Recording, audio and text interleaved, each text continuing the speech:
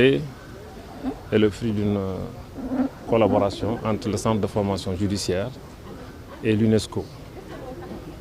Je dirais même que c'est un partenariat stratégique dans la mesure où, en tant que structure de formation et de recherche, notre établissement entend mettre le focus sur des problématiques nouvelles qui sont susceptibles d'impacter durablement l'administration de la justice.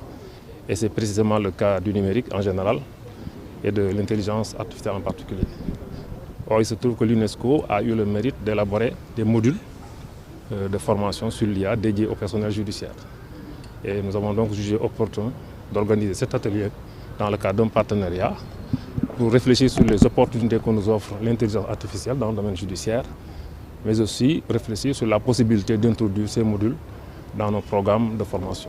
Bien sûr, nous sommes à l'ère du numérique. Je pense qu'il n'y a aucun domaine qui échappe à la vague du numérique, y compris celui de la justice. Aujourd'hui, dans beaucoup de pays, l'intelligence artificielle est en train d'être utilisée pour diverses tâches.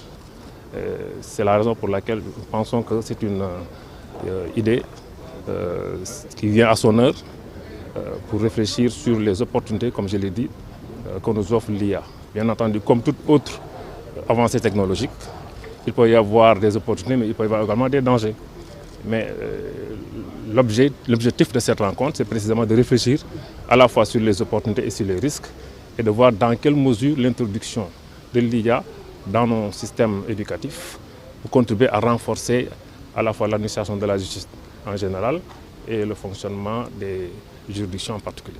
Est-ce que vous pensez Je précise que cette réunion ne concerne pas uniquement le Sénégal. Nous avons convié à cette rencontre les responsables d'institutions de formation judiciaire de divers pays, notamment la Guinée, Conakry, la Côte d'Ivoire, le Mali, le Togo. Tout ça, c'est pour donner beaucoup plus de portée à nos recommandations et à nos réflexions. Et je pense que ces réflexions-là permettront de voir dans quelle mesure il est possible d'introduire l'IA sans pour autant mettre en danger ou fragiliser nos systèmes judiciaires. Bien entendu, quand on parle d'état de droit, on parle essentiellement de deux points sur lesquels est assis l'état de droit. C'est l'existence de règles claires et c'est l'existence aussi d'un système judiciaire indépendant qui puisse garantir une application équitable des règles de droit. Et l'intelligence artificielle a ceci de particulier qu'elle impacte ces deux aspects-là.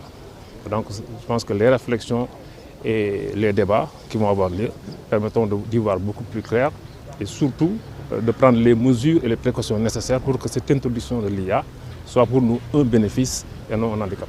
Ce que je peux dire, c'est que de manière générale, nous sommes confrontés à des difficultés de toute nature. Je pense en particulier à l'engorgement des rôles des tribunaux, à la lenteur dans le traitement de certains dossiers.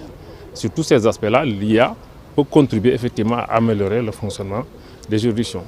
Mais ce sont les réflexions et les recommandations qui permettront de voir quelles sont les mesures concrètes à prendre pour, comme je l'ai dit, que l'IA soit vraiment pour nous un atout et non un handicap.